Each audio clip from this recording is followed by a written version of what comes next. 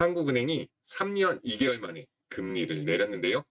그럼 앞으로 서울 집값이 내릴까요? 오를까요? 흙수저의 신. 안녕하세요. 학창시절 흙을 하도 많이 먹어서 결국 흙수의 신이 된 흙신입니다.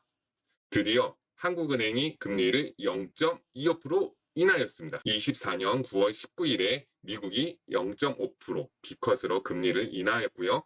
한국은행도 금리를 인하하고 싶은데 서울 집값이 계속 오르니까 금리를 못 내리고 있었잖아요.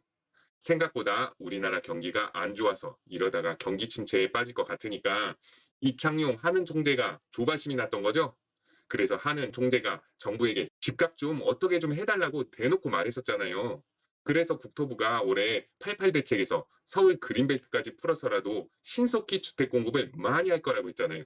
그런데 이젠 국민들이 너무 똑똑해진 거죠. 아파트는 빵 만들듯이 바로 만들 수 없는 거죠. 지금부터 아파트 공급할 거라고 해봤자 빨라야 8년 뒤에 아파트 들어오는 거 이제 국민들이 다 알죠. 그러니까 88 대책에도 불구하고 부동산 가격이 계속 오르니까 한국은행은 금리 인하를 더 못하게 된 거죠.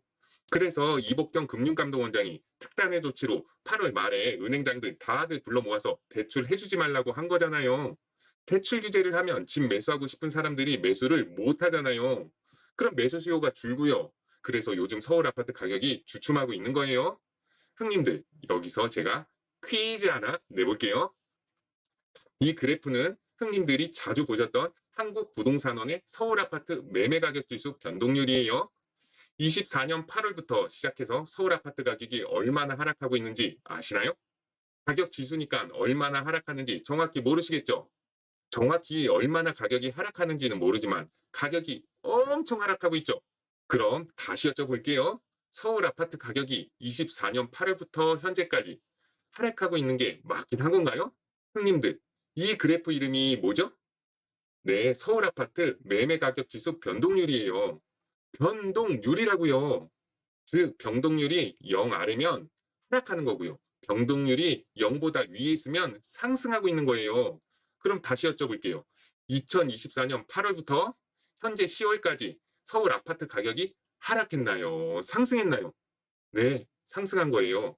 서울 집값 여전히 상승하고 있다고요.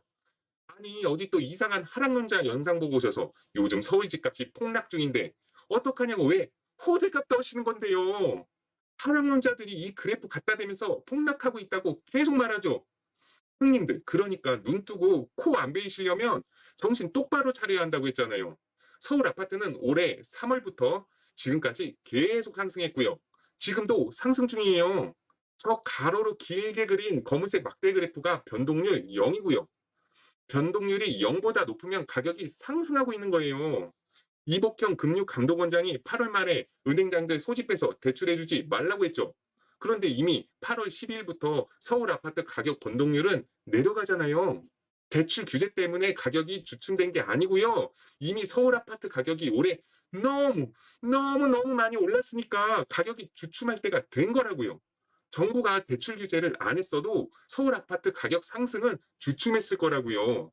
제가 부동산에서 최고의 약재는 뭐라고 했죠? 네, 가격이 오른 게 최고의 악재라고 했어요. 그럼 부동산에서 최고의 호재는 뭔가요? 네, 가격이 내린 게 부동산의 최고의 호재라고요. 가격 그 자체를 봐야 한다고 했잖아요. 올해 6월부터 서울 아파트 개폭등했잖아요. 그럼 금리고 공급량이고 나발이고 가격이 엄청 오른 것 자체가 악재라고요.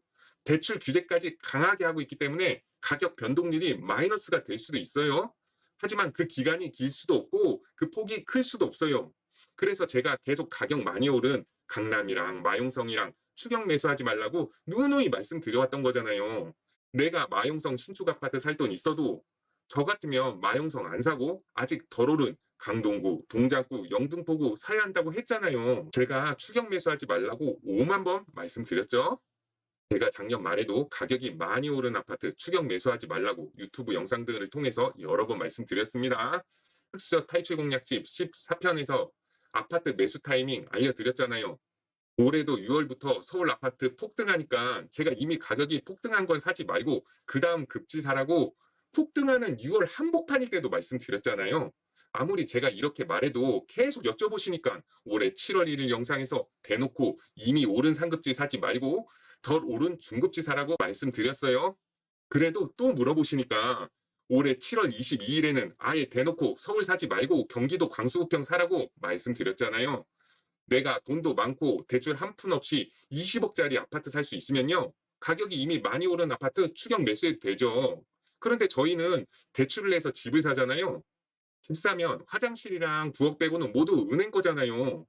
절대로 시장이 내 마음대로 안 된다고 했잖아요. 절대로 내 계획대로 안 된다니까요. 3기 신도시 대량 입주 전까지는 상승장이 지속될 거예요. 그럼 이미 많이 오른 상급지가 아직 가격이 덜 오른 중급지보다 그래도 더 많이 올라요.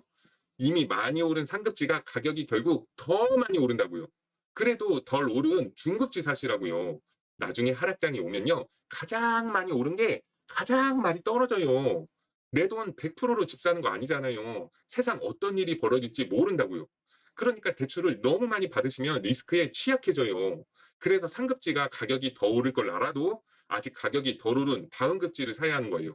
형님들이 영끌에서 마용성 아파트 사서 거주한다고 쳐봐요. 그럼 옆집도 대출이 연끌되어 있을까요? 아니라니까요. 예를 들어서 마용성 아파트가 22억이라고 쳐봐요. 근데 옆집 아저씨는 그 아파트 8년 전에 7억 주고 샀다니까요. 옆집 아저씨가 본인 돈 3억에 대출 4억 합쳐서 7억 주고 그 아파트 산 거라고요. 그리고 8년 동안 열심히 절약해서 대출 2억 갚아서 지금 대출 2억 남은 거라고요. 그런데 어떤 무주택자가 이미 21년 전고점 뚫고 가격이 오른 22억짜리 아파트를 추경 매수한다고 쳐봐요. 그럼 절반은 돈이 있다고 치고 10억 대출한다고 쳐볼게요. 그럼 대출 이자 낸다고 엄청 힘들다고요. 마용성에 이사 가서 새로 사귄 딸내미 친구가 이번에 하와이 여행 갔다 왔다고 딸내미가 본인도 하와이 가고 싶다고 저러면 어떻게 하실 거예요? 나는 대출이 10억인데 옆집 아저씨는 대출이 2억이에요. 같은 돈을 벌어도 사용할 수 있는 생활비가 옆집보다 훨씬 적어요. 만약 전쟁이나 금융위기가 터지면 영끌한 사람은 망할 수도 있어요. 그러니까 이미 21년 전고점 아파트 가격을 넘는 아파트는 매수하지 말라고 제가 5만 번째 말씀드렸습니다. 그러니까 정부가 대출 규제를 안 하더라도 이미 서울 집값이 올해 많이 오른 상태라서 가격이 주춤할 때가 된 거라고요. 그리고 원래 연말로 갈수록 은행 대출 한도가 다 소진되어서 대출이 잘 안 나와요. 매년 그랬어요. 형님들 그래프랑 통계 싫어하시는 거 제가 잘 알지만 제가 짧게 설명해 드릴게요. 자, 이 그래프는 2012년부터 서울 아파트 매매 실거래가 지수입니다. 빨간색 부분은 가격이 상승했던 기간이고요. 파란색 부분은 가격이 하락했던 기간이에요. 매년 10월에 제가 초록색 세로 막대로 표시를 해놨어요. 그리고 매년 연말에 빨간색 동그라미를 쳐놨어요. 어떠신가요? 신기하게도 10월 이후에 가격이 주춤하거나 하락하죠. 매년 그러죠. 노란색 동그라미로 표시한 2017년과 2019년 빼고는 비슷하게 가격이 흘러가잖아요. 매년 10월 정도가 되면 은행들이 대출 한도가 남아있지 않아서 대출을 못 해줘요. 은행들은 대출이자 받아서 먹고 사는 곳이에요. 그래서 연초가 되면 다른 은행보다 대출 실적 더 많이 올리려고 열심히 대출하기 시작해요. 그래서 최대한 연말 전에 대출 실적 목표를 미리 달성하려고 하는 거죠. 그러니까 연말이 될수록 대출이 잘 안 되고 가격이 주춤하는 거예요. 그리고 연말이 지나고 봄, 여름 되면서 또 가격이 상승하고요. 그리고 추석이 지나면 또다시 가격이 정체되거나 하락하고요. 그래프 맨 오른쪽 보시면 23년 10월 이후 가격이 떨어지기 시작하죠. 그리고 또 봄이 되면서 가격이 상승하다가 여름에 폭등하잖아요. 그리고 하반기가 되니까 가격이 주춤하고요. 항상 100%로 이런 식으로 가격이 흘러가지는 않지만 대부분은 이렇게 연말이 되면 대출 한도가 부족해서 은행들이 대출을 잘 안 해줬어요. 그러니까 서울 아파트 폭락한다는 영상들 보시는 건 좋은데요. 팩트 체크를 한번 해보세요. 흑수저의 신. 제가 지금까지 두 가지 말씀드렸습니다. 첫 번째는 아파트 가격 변동률이 떨어지고 있다고 매매 가격이 하락하는 게 아닙니다. 변동률이 하락해도 변동률이 0보다 크면 가격은 오르고 있는 거예요. 그러니까 현재 서울 아파트는 가격이 하락하고 있는 게 아니라 가격이 상승하고 있는 거예요. 그래서 현장을 가보시라는 거예요. 서울 신축 아파트 사러 가보세요. 생각보다 호가가 잘 안 내려온다고요. 저번 주 삼국부동산원 서울 아파트 매매 상승률은 0.1%였어요. 신축과 구축 아파트 합쳐서 0.1% 상승한 거예요. 이 말은 신축 아파트 가격은 0.1%보다 많이 올랐다는 거예요. 그러니까 형님들이 매수하고 싶어하는 그 서울 신축 아파트 가격이 도통 떨어지는 것 같지 않은 거예요. 아닌데 내가 가지고 있는 경기도 외곽 아파트는 가격이 떨어지던데. 그러니까 이게 문제예요. 수요 많은 서울 아파트 매매가가 주춤할 정도면요. 수요가 적은 경기 외곽 아파트는 가격이 오히려 하락한다는 거죠. 그래서 경기 외곽 집주인분들은 요즘 부동산 시장이 하락하고 있다고 느끼시는 거예요. 그리고 오늘 두 번째로 말씀드리는 것이 원래 매년 연말에는 대출을 안 해줬다는 거예요.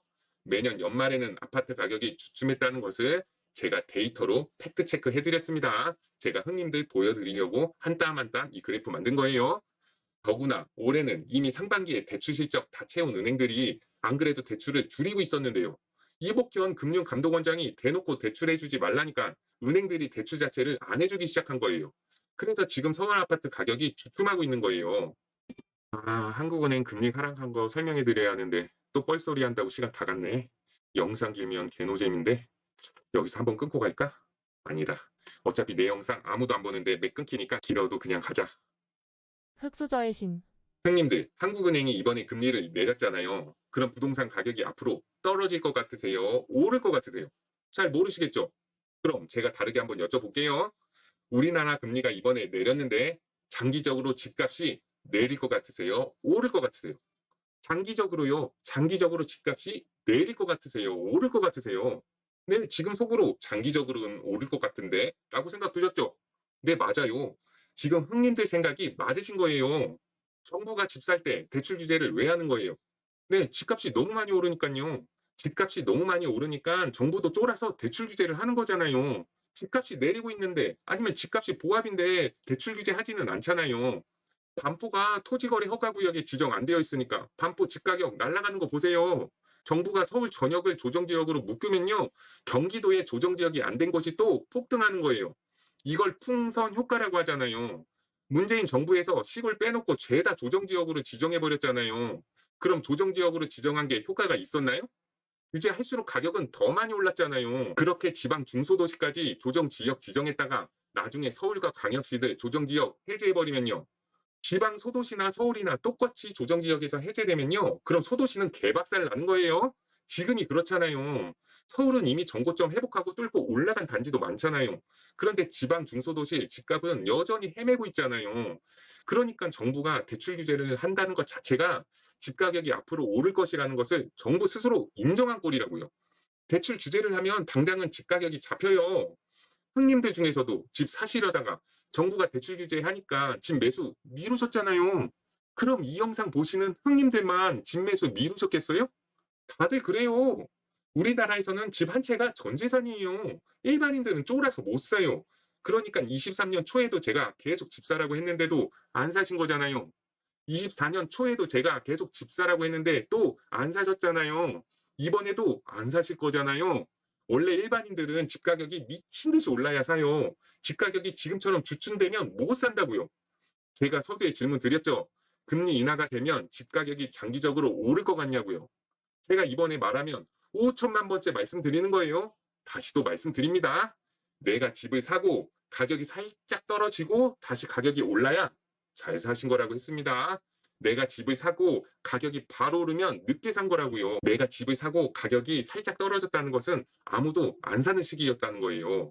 그럼 내가 경쟁자 없이 매수했으니까 노열 매물도 살 수 있는 조정기 때 샀다는 말이에요. 폭등장에서는 노열 매물 자체가 너무 비싸서 살 수가 없어요. 폭등장에서는 저층이나 뷰가 꽉 막히거나 역에서 먼 동이거나 이런 비로열 매물을 가격이 많이 오른 시세대로 사셔야 해요. 그러니까 지금과 같은 조정장은 매수하시기에 너무 좋은 시기인 거예요. 같은 가격에 사더라도 상승기에는 비로열 매물을 사는 거고요. 조정기에는 노열 매물을 살 수 있는 것이고요. 그러니까 지금과 같은 조정장은 매수하시기에 너무 좋은 시기인 거예요. 경쟁자가 별로 없어요. 형님들만 안 사는 거 아니라니까요. 다들 안 사요. 그런데 문제는 서울 신축 아파트를 가지고 있는 집주인들이 호가를 잘 안 내린다는 거예요. 수요가 줄었다고 집주인들이 떨이로 서울 집을 팔지 않아요. 특히 집 한 채만 가지고 있는 집주인들은 절대로 싸게 집을 팔지 않아요. 형님들이 매수자 입장이니까 집 가격이 너무 비싼 것 같은 거예요. 매도자 입장에서는 본인 집이 가치 대비 저평가되어 있다고 생각하면서 너무 헐값이라고 생각한다니까요. 그래서 현장 가보시면 생각보다 가격 조정이 안 되는 거예요. 그래도 열심히 발품을 파시다 보면 일시적 이주택 비과세 받으려고 매도하시려는 분도 계시고요. 상급지 갈아타기 하려고 싸게라도 매도하시려는 분이 나타나요. 싸게 파는 그 집주인 바보 같으시죠? 아니에요. 그 집주인 내 집 싸게 팔고 상급지 잡으려는 거예요.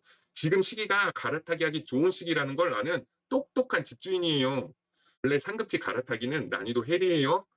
내 집은 떨이로 팔고 상급지 집은 비싸게 사는 게 상급지 갈아타기예요. 그런데 그나마 지금과 같은 조정장에서 상급지 집과 하급지 집 가격 차이가 줄어드는 시기예요. 다시 내년 봄에 상승연차 출발하면 상급지 집과 내 집 가격은 더 벌어진다고요. 흑수저의 신. 이명박 전 대통령 시절에 처음으로 전세 대출이 도입되었는데요. 박근혜 전 대통령 시절에 전세 대출이 확대되었고요. 그래서 이제 집은 전세에도 대출이 많이 들어가 있어요. 오히려 집 매수할 때보다 전세 얻을 때 LTV가 더 높잖아요. 그러니까 집이라는 건 이미 금융 상품이에요. 그래서 그전과 다르게 주택 가격도 이제 금리에 민감한 거예요. 금리를 올리면 전세이자가 많이 나가니까 아파트 전세 살 거 빌라 전세로 가는 거고요. 그렇게 아파트 전세 수요가 줄어서 전세 가격이 낮아지면 매매 가격도 낮아져요. 물론 매매할 때도 금리가 높으니 매매 수요도 줄어들고요. 반대로 금리가 인하되면 빌라 전세 살던 사람이 아파트 전세로 오게 돼요. 그럼 전세 수요가 늘고 전세 가격이 상승하고 이는 전세가율을 높여요. 그럼 매매 가격을 높이고요. 지금은 대출 규제 때문에 집을 매수할 때 대출 잘 안 해주죠. 그럼 안 그래도 집 살까 말까 하루에도 마음이 500번씩 바뀌는데요. 대출 안 해준다니까 잘 됐다 하면서 집 매수를 안 해버리는 것이죠. 그럼 무주택자가 집을 안 사면 그 무주택자는 길바닥에서 사나요? 아니죠. 제가 그래서 집이라는 건 필수제이면서 자산의 성격도 동시에 가지고 있는 특이한 자산이라는 거예요. 주식은 없어도 사는데 지장이 없죠. 그런데 집은 아니에요. 내가 매수를 안 한다는 건 나는 전세나 월세로 가야 한다는 말이에요. 그런데 8월 말부터 정부가 매매 대출, 전세 대출 등 가계 대출을 전방위적으로 조였잖아요. 그럼 매매도 못해, 전세도 못해. 그럼 길바닥에서 사나요? 아니죠. 그럼 월세로 갈 수밖에 없는 거예요. 그래서 요즘 월세 가격이 오르고 있는 것이고요. 제가 집은 필수제라서 매매가가 내려도 전세가가 오르는 개념을 전에도 설명드린 적 있는데 기억하시죠? 이게 주식과 부동산의 가장 큰 차이예요. 부동산 하락장이 오잖아요. 그럼 오늘 사는 것보다 내일 사는 게 더 싸지잖아요. 그럼 아무도 집을 안 사요. 그럼 집을 안 사면 전세라도 얻어서 살아야 해요? 그럼 전세 수요가 늘어요. 그럼 전세 가격이 오른다고요. 매매 가격은 내리는데 전세 가격은 오른다고요. 그럼 전세를 준 집주인 입장에서는요. 집 가격은 떨어지언정 전세 가격이 오르니까 내 통장에 돈은 오히려 늘어난다고요. 주택 시장은 토끼굴이에요. 토끼굴 입구가 3개인 것이고요. 토끼는 3개 입구 중에 한 군데를 선택해서 도망가야 생존을 할 수가 있어요. 사냥꾼이 매매 입구를 막으면요. 토끼는 잽싸게 전세 입구로 도망치고요. 사냥꾼이 전세 입구까지 막으면 토끼는 월세 입구로 가게 되어 있어요. 그런데 월세 가격도 너무 올라서 월세 입구도 막혀버리면 어떻게 되는지 아세요? 그럼 토끼는 사냥꾼이 처음에 막았던 매매 입구를 억지로 뚫고 도망쳐버려요. 길바닥에 텐트 치고 살 수 없다니까요. 월세 가격마저도 너무 높아지면 아싸리 집을 매수해버린다고요. 부동산 임대 수익률은 일정하게 유지돼요. 월세 가격이 오르면 그 수익률을 일정하게 유지하기 위해서 매매 가격이 오른다고요. 아, 이거 이해하셔야 하는데요. 수익률을 일정하게 유지하려면 임대 가격이 오를 때 매매 가격도 올라야 한다는 거예요. 빵의 수요가 늘어나면요. 빵을 더 많이 만들어서 팔면 되니까 빵 가격이 잘 안 오른다고요. 그런데 집은 뚝딱 만들 수 있는 게 아니라서요. 월세가 오르면 그 수익률을 유지해야 하니까 결국 매매가가 오른다고요. 제가 이 토끼굴 이론 자세히 설명드리고 싶은데 벌써 영상이 너무 길어졌어요. 제가 이 토끼굴 이론은 나중에 별도로 촬영해 드릴게요. 오랜만에 영상 찍는 건데 개벌은 난 못 주나 봐요. 영상 길이 조절 또 실패했어요. 이번 영상도 여느 때처럼 좋아진 것 같습니다. 금 마무리 해야겠어요. 흑수저의 신. 그럼 정리하겠습니다. 한국은행 금리가 3년 2개월 만에 드디어 내려갔습니다. 그렇다고 당장 집 가격이 오르고 그럴 순 없어요. 정부가 인위적으로 가격을 누르고 있기 때문이에요. 하지만 시장은 제 갈 길 갑니다. 누른 만큼 가격이 더 많이 오르게 되어 있습니다. 지금은 공급 이외에는 아파트 가격 상승을 막을 방법이 없습니다. 금리는 앞으로 더 내려갈 것이고요. 공급은 더 부족해집니다. 내가 매수하기 겁난다는 건 다른 사람도 겁난다는 거예요. 지금과 같은 상승장에서는 상승과 조정이 반복되면서 가격이 쭉 상승하는 거예요. 그럼 집은 올해 6월처럼 가격이 폭등할 때 사는 게 아니고요. 지금처럼 가격이 조정될 때 사는 거예요. 저같이 수도 없이 매수 매도를 많이 해본 경력 많은 투자자들은 지금이 매수하기 너무 좋은 타이밍인 걸 아는데요. 일반인 분들은 지금 매수하기 겁나실 거예요. 그리고 어차피 안 사실 것도 알고요. 내년 또 날씨 따뜻해지기 시작하면 하다가 내년 여름 폭등장 또 맞고 또 내년 이맘때쯤 집 살까 말까 고민하고 계실 것도 압니다. 제 말이 뭔 말인지 아시죠? 구독자 6,000달이 학고 채널 영상 보시는 분 몇몇 안 계시지만요. 그래도 지금이 집 사기 좋은 시절이라는 걸 알려드리고 싶었어요. 집 매수하실 분들은 현장 돌아다니면서 금매 알아보시고요. 다른 사람들도 쫄아서 못 사고 있어요. 평소에는 금매 물건은 내게 기회가 안 와요. 이럴 때 금매 물건이 내게도 기회가 오는 거예요. 마음에 드는 물건 있으면 가격을 후려쳐서 깎아보세요. 지금 분위기가 가격 협상하기 아주 좋은 분위기예요. 오늘 영상 너무 길게 찍어 죄송합니다. 그리고 영상 자주 못 올려드리는 것도 죄송하고요. 저는 전업 투자자가 아니고 회사원인 거 아시죠? 제가 부동산 강사도 아니고요. 저는 14년차 부동산 실전 투자자예요. 부동산 투자를 오래 해서 제 실전 경험을 짬내서 알려드리는 거지 전 유튜브로 먹고 사는 유튜버가 아니에요. 제 애가 좀 아픈 데가 있는데 요즘 심해져서 대학병원들 다닌다고 좀 바빴습니다. 그래서 영상을 자주 못 올려드려 죄송합니다. 손님들 중에 한 분이 제 애 아픈 거 같이 걱정해 주시고 고민해 주신 분이 계셨는데요. 정말 이 영상을 통해서 감사하다는 말씀을 드립니다. 요즘 자영업 시장 정말 안 좋다는데 자영업 하시는 형님들 힘내세요. 정말 사는 게 만만치 않죠? 형님들이 정말 잘 되셨으면 좋겠어요. 다들 힘드니까 건강 챙기면서 꾸역꾸역 킵고잉 해보자고요. 혼자서 투자 생활하는 거 외로우신 분들은 흑수저 모여라 카페로 오세요. 매일 투자 공부 인증샷 올리시는 분들 계시니까 같이 열심히 투자 공부 해보자고요. 오늘도 유튜버도 아닌 것이 부동산 강사도 아닌 것이 영상에 나와서 길게 쌉소리하는 거 봐주셔서 정말 감사드립니다. 몇 분 보시진 않으시지만 그 몇몇 분들 제가 너무너무 감사드리고 있습니다. 구독과 좋아요는 사랑입니다. 그럼 청취자들이여, 한국은행도 금리를 드디어 내렸으니 쫄지 말고 열심히 임장 다니면서 금매를 싸게 사서 헐헐 날아오르리. 감사합니다. 다음에 봐요. 안녕.